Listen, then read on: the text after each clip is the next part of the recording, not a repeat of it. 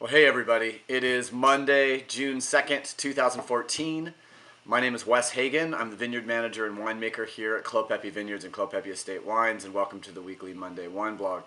I took last week off, had a whole bunch of stuff going on. Monday kind of blew by with a bunch of other stuff, and by the end I realized that not only was I not necessarily around at home, but I didn't really have time to do the video, so I apologize that last week we didn't do much. This week we're going to be talking about something we've never talked about in the blog, and something that I'm very, very passionate about, and that is matching food and wine. So it seems like we've had 150 rules come down from us from France and Italy, from all these sort of old world sources that you need to match, oysters with crisp white wine, and you need to measure, you need to match, red wine with red meat. I'd say, that the first responsibility of any American wine patriot is to kind of look at Europe with a little bit of care, and not only to reconsider what it means to be in the new world and drinking wine, but breaking some of the old traditions of Europe and looking for new ways to match food and wine. So I think we're seeing a sort of a revolution of new food and wine pairing sort of concepts in the United States, and these are being driven sometimes by folks up in Quebec. There's a new sort of tradition of wine and food pairing kind of popping up there, with a couple sommeliers and a sommelier specifically who wrote a book on molecular bridging, which is something we're not going to talk about today.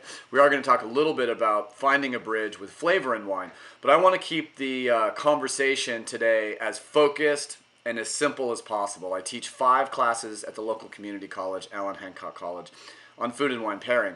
And as I've gone through the first few classes with a number of different groups of students, it's helped me really think about what I love about food and wine pairing, what I think about food and wine pairing, and maybe some simple rules that we can start looking at as Americans, so we're not so focused on this old, white wine with fish, red wine with meat stuff. So as a result, I've come up with a very fancy sign. I'll hold it here. Hopefully it will be in focus. And we're going to go through what I'm calling sort of my 4 simple steps of wine and food pairing. Okay, so I'll leave that there, and so you can sort of think about it, and I'll probably lift it up again at the end so you guys can consider it. So the first rule I have is intensity to intensity, and this is really, really easy. If you have a nice light wine, you need a nice light dish. If you have a nice light dish, you need a nice light wine. So match the intensity of the food to the intensity of the wine. For example, let's just choose oysters. Oysters are mineral, and they're a little bit delicate, but they have a good deal of flavor. So I like the intensity of oysters with the intensity of Sauvignon Blanc. Believe it or not, though, I've had Pinot Noir actually matched with oysters. How do we do that? Well, intensity to intensity, Pinot Noir tends to have a very light profile, so I would choose a light, more elegant Pinot Noir.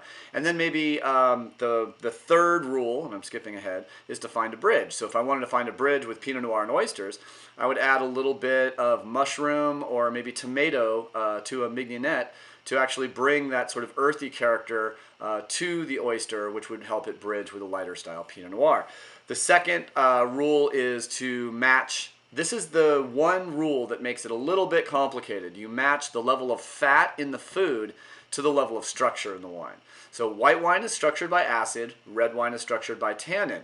They seem to be very disparate elements in the sense that acid makes your mouth water, tannin makes your mouth pucker. So one makes give you a wetter mouth, and one actually desiccates your palate. But they're both structural elements that have basically the same function in food and wine pairing, and that is to strip fat off our tongue. Now, here's the important part.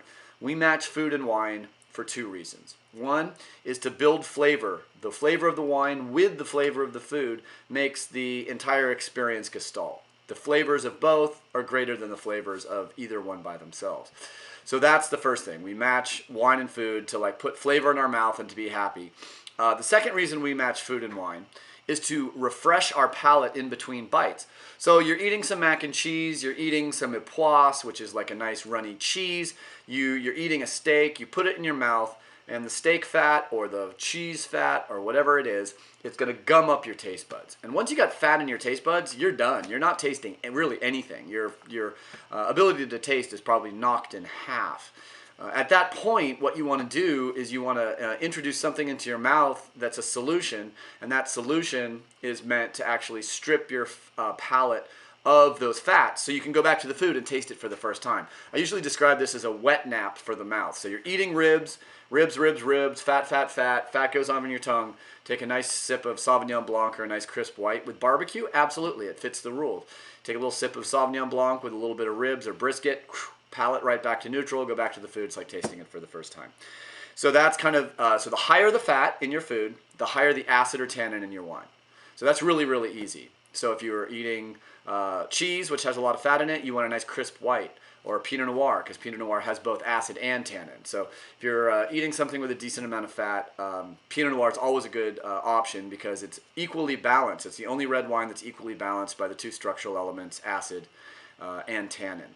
So there you go. Match the level of fat to the level of structure in the wine. And then find a bridge. And then finding a bridge is really easy. Smell the wine. And normally I'm not very interested in when I'm smelling wine and tasting notes. You know, do I smell black cherry or Bing cherry or cranberry or cassis? Those words really don't mean anything to me. Is the wine delicious? But sometimes it is important to be able to sort of pick out references in a wine, and here's why.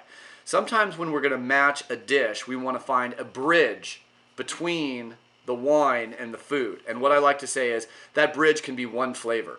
So if you smell a little bit of lime blossom in a nice Sauvignon Blanc, Chardonnay, or a Chenin Blanc, you get a little bit of, or cherry. Let's go with cherry. Cherry in a Pinot Noir. Well, that cherry would actually, if you wanted to infuse your sauce for your duck or do your duck with a little bit of a sweet cherry sauce, then it would be a nice bridge to bring in a Pinot Noir. Now you got to be careful with sugar and dry wine, but a little tiny bit of cherry influence in your sauce will bring out and bridge the wine and the food.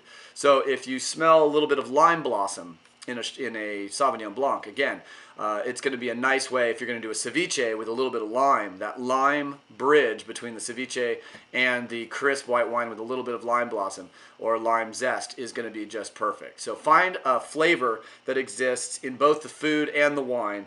And then the last rule, and I'll hold this up one last time, intensity to intensity, fat to structure, find a bridge, and then the last one here, take a risk.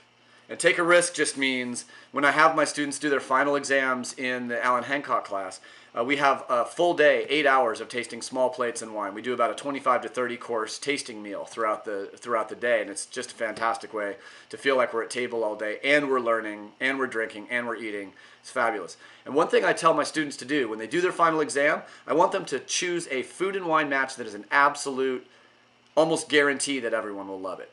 A duck confit with a Pinot Noir. Pinot Noir with a little bit of plank salmon, an oyster with Sauvignon Blanc. This is a comparative or comparative match that'll be absolutely delicious, and it follows the rest of the rules. Then I tell them to choose a crazy off-the-wall match that fits the rules that you think would never work.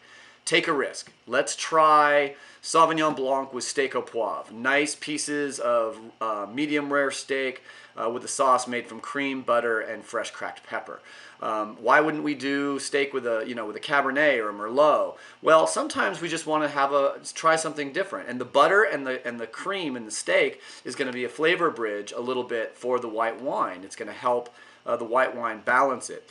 Or, something in the idea of a red wine with fish. So what could we do with a Merlot that would match with, fish and chips? Can you do that? Well, I don't know, but why not find out? So again, it's about calling BS on all this old sommelier stuff from Europe and actually doing what Americans do best, which is to break down old traditions and build up new ones that are based more on experience and experimentation.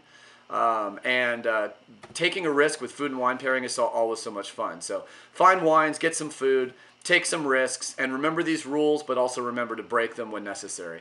So that should give you guys some good homework for the week. Put some delicious food on the table, put some wine on the table, see what matches with what. You can always see with salt and a little bit of lemon on the table would be a nice thing to do as well. So that's about it. Have a great week, and we'll see you next week. I'll be coming back from Virginia. See you. Thanks again for watching.